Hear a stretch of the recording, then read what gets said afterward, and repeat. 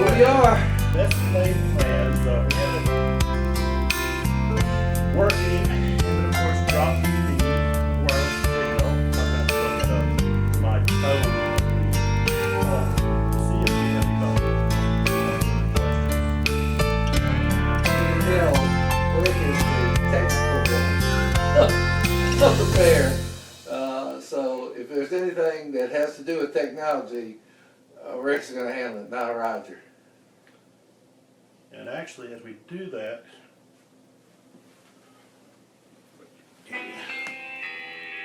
oh, hello, Miss McKnight. How are you? Long time no see. I'm not getting on this either, so we're getting comments in, but That was a great conversation, man. Oh God. Roger, Yes. why are we doing this? I think It really was a good idea at first, wasn't it? Well, certainly. I mean, the one thing we realized from the very start, Rick, was technology was going to have to be a piece that we were going to have to overcome to get the idea out that people needed an avenue to just go over stuff. You know, they have stuff in their lives, and as you and I have talked over and over, so many people don't have anybody to talk to. And so we were hoping that Southern Porches, as we had grown up, one of the things we'd seen was when you had issues, you could go out, get you some iced tea, get around people that you valued their opinion, and ask their opinion. And they would freely give it to you and build a relationship of casualness and support. And I think we want to. Thank you for asking.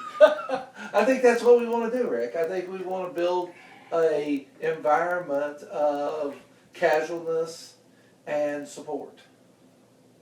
And I think that's what Southern Porches is really about. Is going over issues that we've heard about in our travels of going to school and being therapists and dealing in different environments. We just need to share with people kind of what we've heard, what we know about, and hopefully, as we would do if we were sitting on a porch with them. Right. So we're not going to be counseling anybody. No, we're not here. We're not going to be coaching anybody. Right. I think it's much more of a mentor-mentee kind of relationship more than a therapist and a client relationship. I think that's one thing we really want to move away from because, again, we're thinking this is equivalent to sitting on a porch. And this used to be, back in the day, a incredible part of Southern life.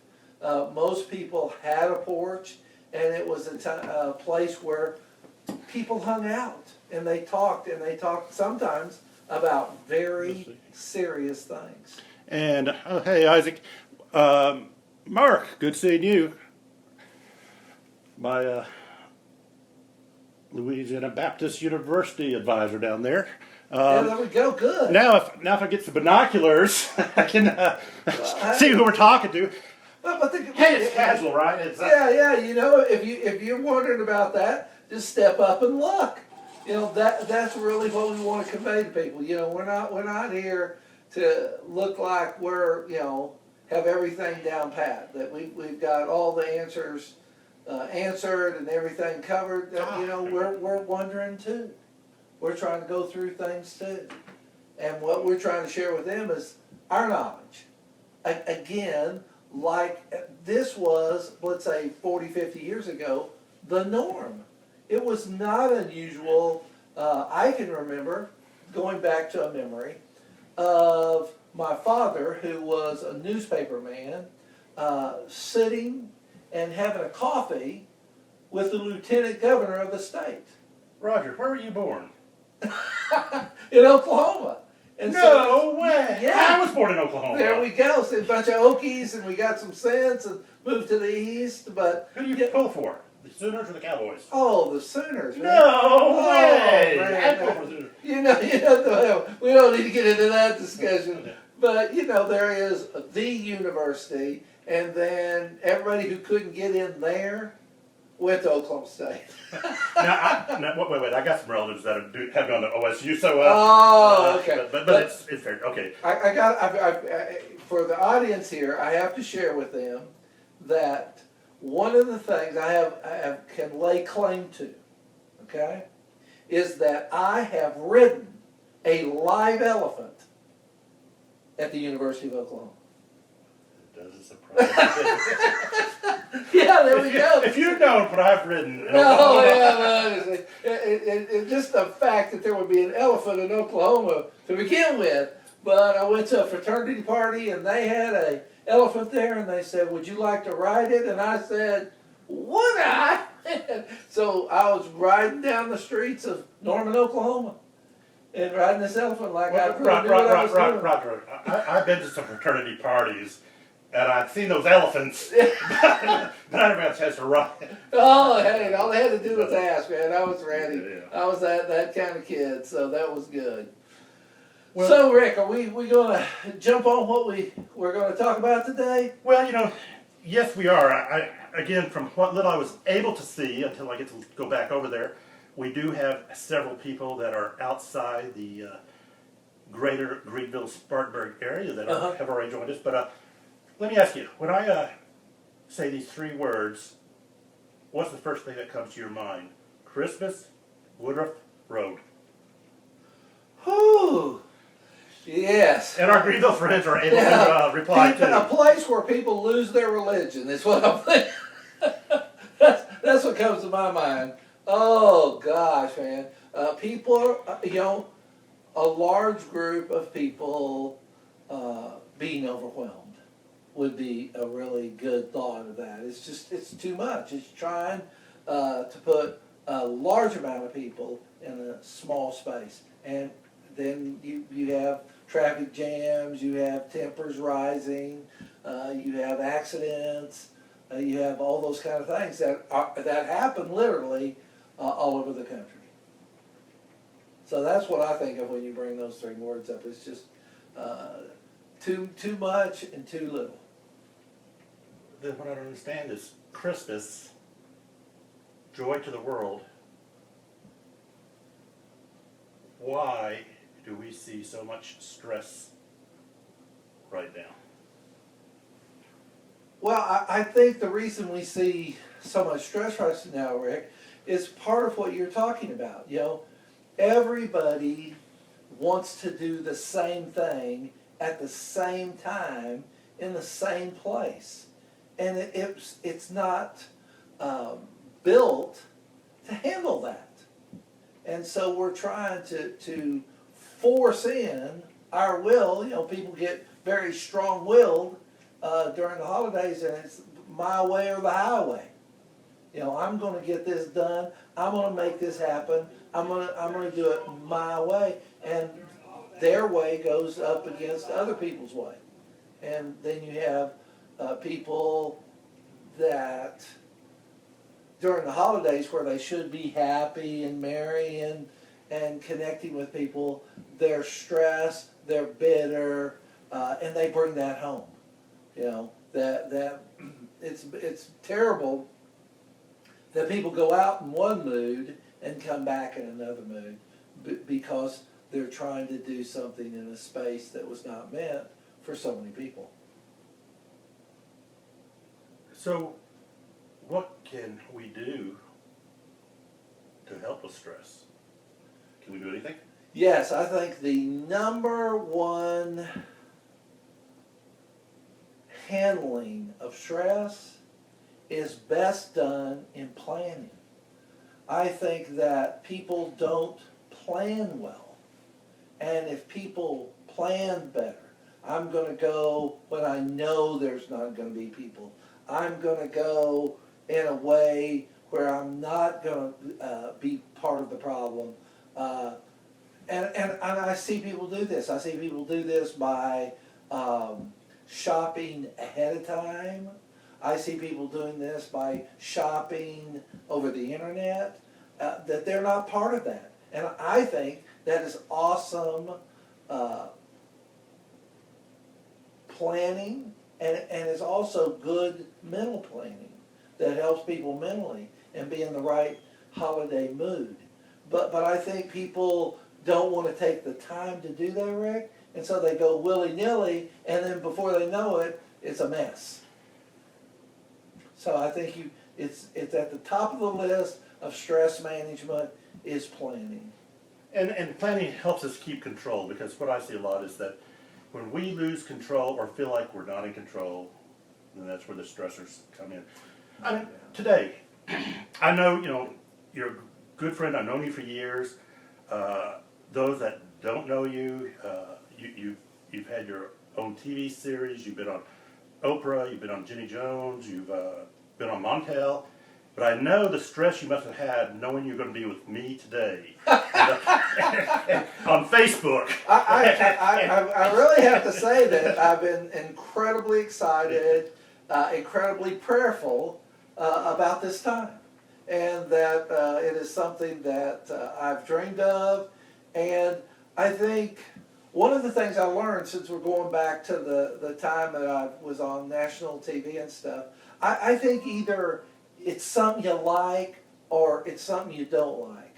And I think that when people do something they like, it goes well. They're excited, even though they're nervous, they're able to direct that nerves.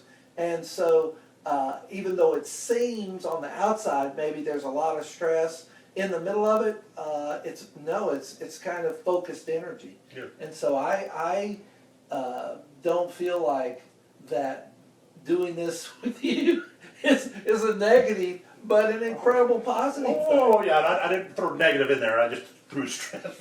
Well, I think when people think stress, I think they think negative. Oh, good point, though. Does stress have to always be from a negative source? No. I think that there's If you won the $20 million lottery tomorrow, you've got to make a decision, right? You're right. That's a good point. I think that people need to learn how to funnel the pressure, And I think that some people are just awesome at that. I've just been amazed at people who can go to work, and if something comes out of left field and really throws a lot of stress, wow, they just handle it so well. And it's because they channel it. They use it as a motivator, not as a ditch getting stuck in. And I think so much of the time, we're so focused on getting it done and getting it done a particular way, when things go a little left to center, woo-wee, buddy, that's not good. It's not pretty. And what people have a bad habit of doing there, Rick, is that when they get real stressed, they take it out on others. And so the other people who may have not had stress are going to have stress dealing with people who initially had the stress. And if they don't take it out on someone else, then where does that go? And what's the detriment to the individual? Oh gosh, I think we're seeing a generation come up like that, Rick, where they're having heart issues, they're having circulation issues, they're having dietary issues, they're having bowel issues. We're seeing more heart attacks, and a whole lot of other medical issues that have come about because people have been under stress. That's one thing I certainly want to bring out here, is that we like to think of stress as one moment, but lots of times people live for years under stress. And I just want people to know out there, that's not free. That is going to really wear you out, Yeah. Another dear friend of mine, Kim Hamilton, he had a good question. He says, are people shopping online to eliminate the stress, or because social anxiety in general? Do we eliminate stress by shopping online? And I can answer part of that. What another creator of stress is online, and I'll like to hear from you, but will the package get in here in time? And we have one of these neighborhood online opportunities to see what other people in the neighborhood are doing, and the latest thing that came out are packages that are being stolen off people's porches. Yes. At this time of year, and now we got this stressor. If I order it, do I have to be home to get it?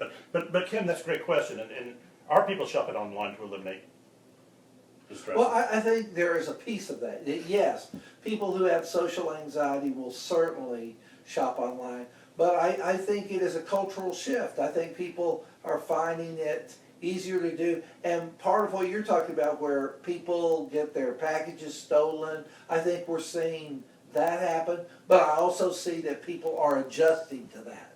You know, that they're finding a place, a central location where you can drop your packages off and they're going to be safe, and you can come back later. I think we were getting away with a lot by letting it be dropped at our front door and then picking it up later on the day. I thought that was a bad idea from the get-go, and I was just waiting for the place where people would steal. And now that they are, I think people are adjusting to that. And so the stressors are going way down by people making an adjustment and planning better. Like I said, it's so important when people plan. But when you rely that people are going to be honorable, whoo, I think you're setting yourself up for a lot of undue stress. When you can make other plans and keep your package safe and have a good holiday. And I think you mentioned another thing I think is important, which is that I order a package and they say it'll take a week to get there, but I'm looking for it to be there in 2 days. That's a setup for stress, Rick. You know, the shipping people, the people that the company you bought the merchandise from aren't stressing you. You've stressed you. You know, they're giving you an idea of reasonably it should take this long. And they usually go out to the long end. If it's going to take a week. So don't look for it to be there tomorrow. Look for it to be there in a week. If it's not there in a week, let us know. And what I've noticed is that usually, not always, but usually it's there if you allow for that time limit. But people, oh no, I'm going to order it, and because I'm who I am, I want it to be there tomorrow, and then they're wondering when it's not there tomorrow why they're so stressed. Oh, I think they've just set themselves up for failure.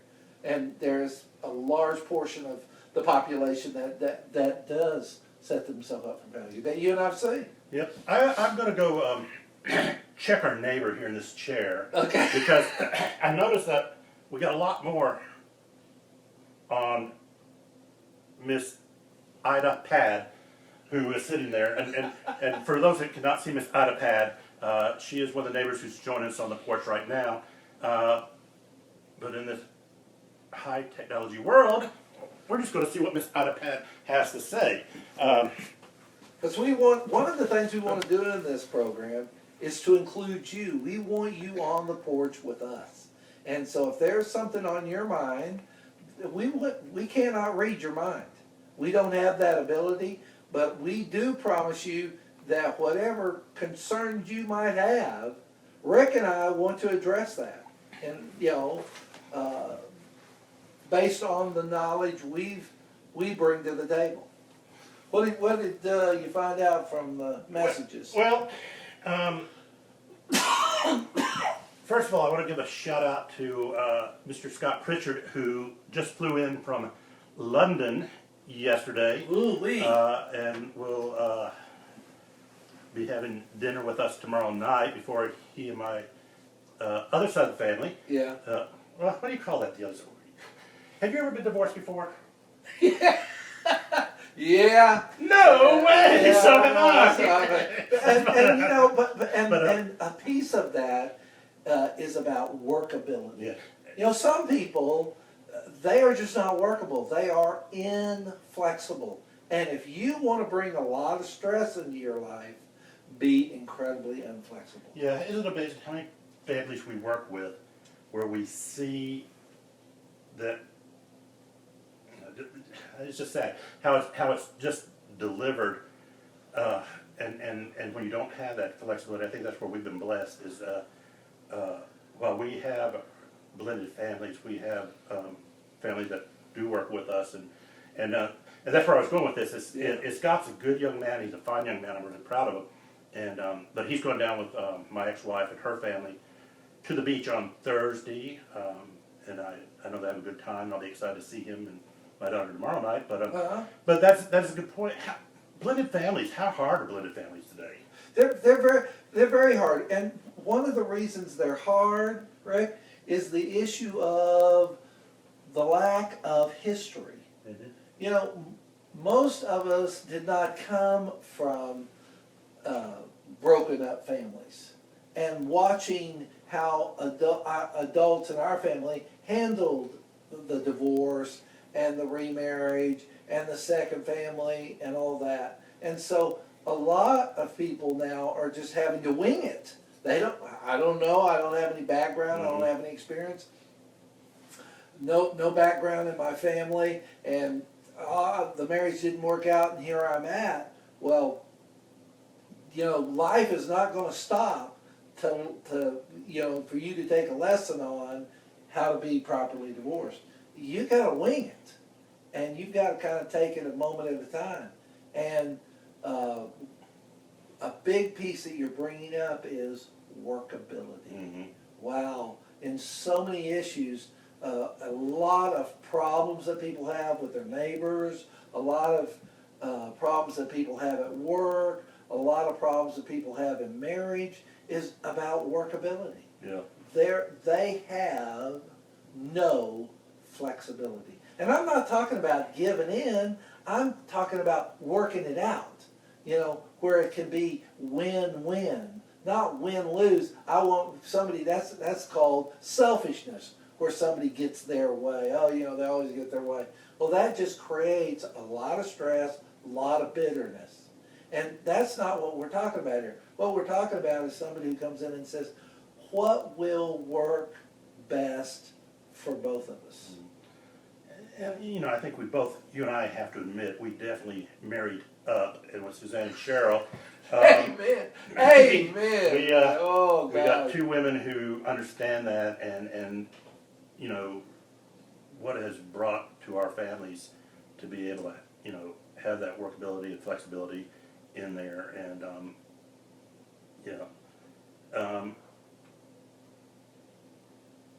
and married up means from you and myself, not from X, Y, and anything.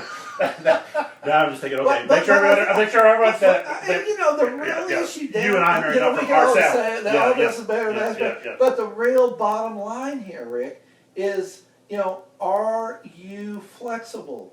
Do you have an element of flexibility in you? And maybe, and this is one thing I'm saying, at a later age, I'm much more flexible today than I was when I was young. Mm-hmm. When I was young, well, it was my way or the highway. And you know, I wouldn't look for anybody to be around me. And I was not the best person to be around. But I'm not that person anymore. And I can see why that person created their own problems. I brought so many problems in because of my lack of flexibility. I think as I've grown older, I've tried to think what's going to work for everybody, not what's going to work for Roger, not Roger's way, but everybody's way. Again, back to that idea, I'm always in the middle of my thought thinking win-win. Mm-hmm. What's going to win for everybody? Because trying to get people behind, this is not the best for me, this is not what I like, but I'll be agreeable and go along, creates over the long run a lot of resentment, a lot of anger, a lot of bitterness, and we see that for people. They've given in to go along, and that is not what we're talking about here. We are not talking about giving in to go along. We're talking about what can we do so that we can work together and move this issue, this family issue, to a win-win situation. The pastors today, do you think they realize that between 40 to 60% of their congregation is in some type of step family environment? Boy, pastors, goodness gracious, people who lead churches. I want people to think back of what was the congregation like in 1950? What was the congregation like in 1960? Wow, 70, 80, 90. There has been so much change. And what a pastor was expected to do in 1950, I'm telling you today, wouldn't cut it. You know what you'd call a pastor pastoring like they did in 1950? Unemployed. That's what you'd call them. That won't work. You've got it calls for a different person, and your ability to work with people. See, I think back in 1950, the ability was to be the leader, and do it your way. But that won't cut it today. I think it's about how can we all, the church is all of us, and as I pastor it, I've got to think of what's best for the flock, just not the shepherd. Mm-hmm. Yeah, I actually just brought up a good point. As we're going back to stress, Scott, who did fly in 18 hours to get here from London, stopped at customs in Detroit. Yeah, that would create a little bit of... That's wearing me out just hearing it. Just hearing it. Oh. Just today, flying in general. Yes. Stressors. Whew. And what has happened to the civility in the airline travel? Well, we again, used to wear ties. Yeah. Well, again, we've replaced politeness with profit. Politeness out the door. Profit, number one thing. It's not how you treat people. It's about getting people. We spend all this money, all this advertising, making all these promises that I believe people know for a fact we can't deliver that. But we're not going to tell people that. We're going to promise because it's easier to ask for forgiveness than permission. And so people, we're going to do this and hope that the majority of people keep their mouths shut. And I think that kind of attitude is coming back to bite a lot of companies, and the travel industry is one of those that are getting bit real big on this. Kim, that's a good question. Roger will talk about it, but while I'm thinking about it, Amy Woods, if you are out there and get a chance to watch this, how did you do that this morning on your live feed where you brought the video in of another live watcher? I know you said they have to have a iPhone, or if anyone out there knows what I'm talking about. Amy this morning on her technical questions. yeah, What we're gonna on her live video, she was I guess there's the technology out there now where you can bring somebody in and communicate with them, kind of like a FaceTime or a Skype. And Kim's asking again, will the families that focused on empowering one another find blending easier? Well, again, blending is improved by flexibility. That the understanding of the goals of others, and probably, let me bring in another huge idea, huge word here, listening. Boy, I tell you, there's so many families that get together and they yell and scream and go with each other. They meet each other for Christmas, and it's a nightmare because nobody's listening. And then let's work together. You can't work together. I don't care how you're doing things if you don't listen. And I think when you have a family, even a blended family, where you have every member listening, wow, great things happen, flexibility happens, understanding happens, and it's real easy in a listening environment to keep and maintain spirit. But boy, when you have people that are self-focused and narcissistic, woo, man, that's a bad moment. That's like dropping a grenade in the middle of a group. It just blows up everybody. It's not pretty at all. Dr. Tim Jennings, a man who I have a lot of admiration for, who is out of Chattanooga, Tennessee. He wrote the Remedy Bible, and he speaks about this quite a bit, but again, how Christ's mission was to come and help us learn to, again, release self and the selfishness and how just that fact, you said, how better relationships are when we understand what the remedy Christ brought to us, and whether in any environment, because again, I think a lot of the stresses we have today are on the fact that we are so self-focused. I think as a populace, that a lot of those stressors can be released just by understanding what he calls the remedy.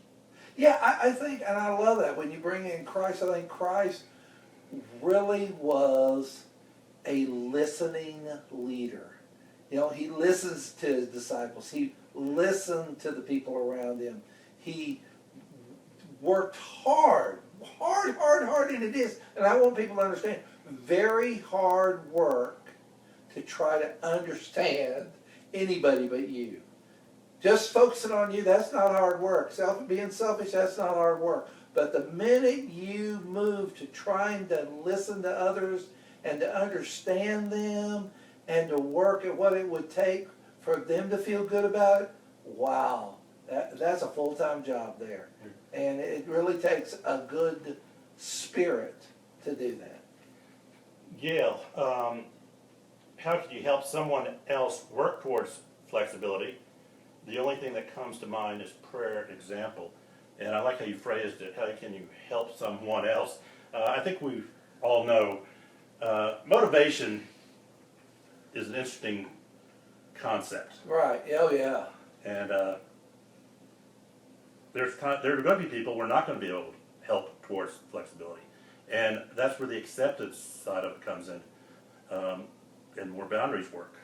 Well, I'm glad you brought that up, because I think one of the things I want to share is that you move a situation forward when you help the helpable.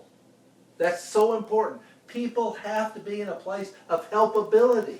You know, flexibility, for people who are flexible, they have to want to be flexible, willing to be flexible. But there's sometimes where you're going to come into a situation where people don't want to be flexible. They don't want to be nice. They don't want to be caring. They thrive on being a pain. The only direct answer to that is distance. You don't fight it. I'm reminded of an old Southern tale from Georgia called Burr Rabbit. And one of the phrases in Burr Rabbit was, don't touch the tar baby. Because if you do, you'll get stuck with it. And that's what I want to share with people out there. Negative people are like the tar baby, and you trying to make an effort is going to get you stuck and wound up into their bad mindset. The best thing to do is say, if you that's what you want to be, if you want to be inflexible, if you want to be stress causing, if you want to be a negative person, thank you, but no thank you. But if you want to change, we'll be over here and we'll be having a good time, and the door is always open for you to come in, but you're going to have to make different choices to come in. And so if people are going to change, that's how they're going to change. Trying to make people change who are negative is a thankless task, and you will wear yourself out. And the sad thing is, they can be more evil longer than you can be good. They can beat you by sticking around, because it takes less effort, emotional, spiritual, psychological effort, to be negative than it does to be positive. And so people can keep that up and make that part of their personality, and they're never going to change. And they whip people day in and day out who are trying to change them, who have a good spirit and a good mindset. But it never works. It's if you want to be negative and you want to have a negative life, let me create distance. And always offer, I'm here, I love you, I want you to be part, the door's open, but the choice is yours. And make it that other person's. And things go better when you do that. You go better with a Coke. Gail asked about the word helpability. Gail, as we get some of these under our belt, you're going to learn there's a lot of Roger Rotisms out there, and Yeah, and that's, anybody who's around me knows that. and so once you get familiar with the erotisms that we're going to be talking about, they'll become familiar concepts. Is asking questions a way to help self-centered? Oh, and Kim's asking again, is asking questions a way to help self-centered folks see a broader, I guess, point of view? A broader point Well, of view. and asking questions is a good way to engage people in a. Dale Carnegie, what does he say about? What does Dale Carnegie say? He says- Obviously, you know what he says, and Well, I'm thinking, I I don't know what Dale Carnegie Well, says. Carnegie, made it very clear that how to win friends and influence people Uh-huh. is to show interest in others. Yes, and people love for others to be interested in them, and so that's a great way. It's like going fishing. You've got to pick the right bait, or you're not going to catch anything. There may be millions of fish down there, but if you're putting funky bait in there, it's not going to work. So sometimes you've got to get with people and try 5 or 6 different kinds of baits. And one way to do that is by asking questions. If I ask a question and you go, in my mind I need to think, I don't need to do that again. But then if I say something and I say, well, wow, you seem to show some interest, and we seem to get along better. Well, that's the right bait. And I want to keep throwing that out there, and that then lessens the stress and opens people up to a better attitude. But the thing I want you to hear is you're not going anywhere pushing negative people. You push negative people, what that's called is a fight waiting to happen. Mm-hmm. It's going to happen. I don't know when it's going to happen, but I can guarantee you it's going to happen.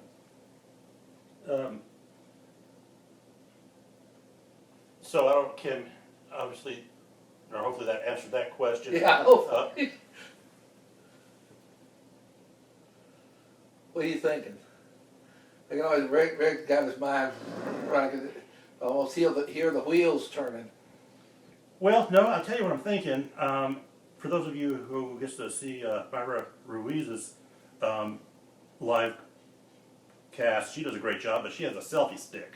So maybe. Yeah, we got to get a selfie stick. You need a selfie stick. Obviously, that puts a little bit of perspective in there. But with that, one of the things, we're not trying to solve every problem today, and that's what we would say in relationships.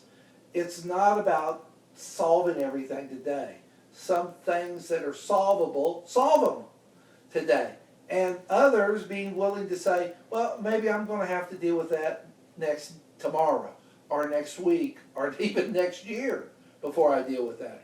But I'm going to put that on hold. I'm going to write that down and remember it. And if you do that, great things can happen.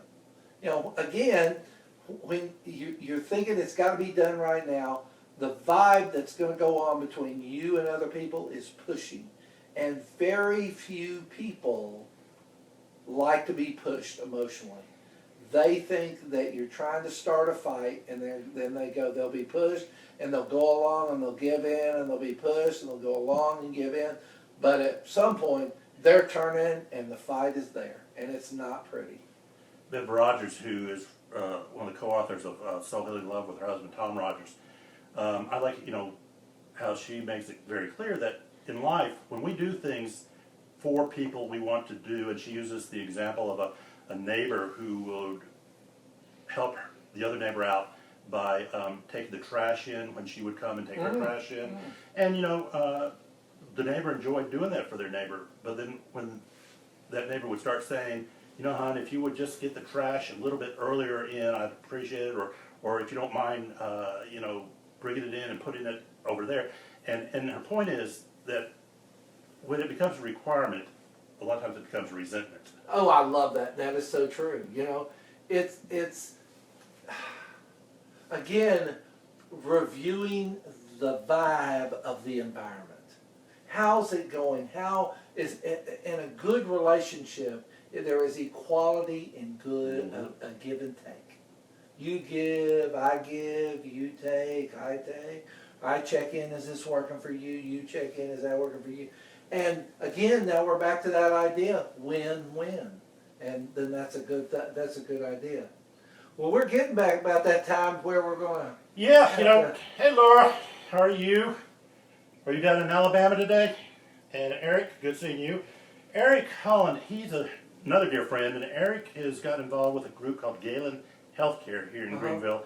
They're the where your primary care physician is in the world of concierge work, and it's a great group, and has done a good job, and they're getting some good companies on. But Eric is their practice manager over there, and Laura, Laura's been a dear friend of my daughter's, Ashley, and she's like my third daughter, and she does sports, I think, down in Alabama now. But yeah, unfortunately, we were going to worry if we had anything to talk about today. Yeah, hey, and, this is typical for Rick and I. Do you think we'll be able to cover the time? Yeah, I think we're able to cover time. And we want to make sure that we're responsive to you. You let us know. This program is for you. It's not about us, it's for you. And we don't read minds. If you'll let us know, I think you'll see today, we'll give you the best shot we got. Yeah, and so we'll post this, and anybody that watches it after the live is welcome to post any questions they want. As I said in the introduction, I sent out a day or so ago that, yeah, it's not a Seinfeld episode where it's not a show about nothing, but it is a show about, we don't know what we're going to be talking about. No, it's... And we don't know when we're going to be talking about it, and we don't know who we're going to be talking to. Right, well, what we're looking at is what are you concerned about? And that's what we want to cover. We want you to be on the porch with us, and we want to cover whatever concerns you. And that you walk away and say, the time we invested in sitting on the porch with Rick and Roger was worth it. If that's what you say, Rick and I are happy. That's what we're here for. All right, Roger, thank you. And we'll send out the next one and get it out enough notice when we get it figured out. I love it. I love it. On to the next one. Thank you for being part of the show here. Hear your advice. Wait a minute. Huh? Okay, yeah. And one request from Ashley is work-life balance, which is a good subject. Woo! So- Yes. So we'll work on that one for next time. That's it. All right, guys. Thanks. Have a good one.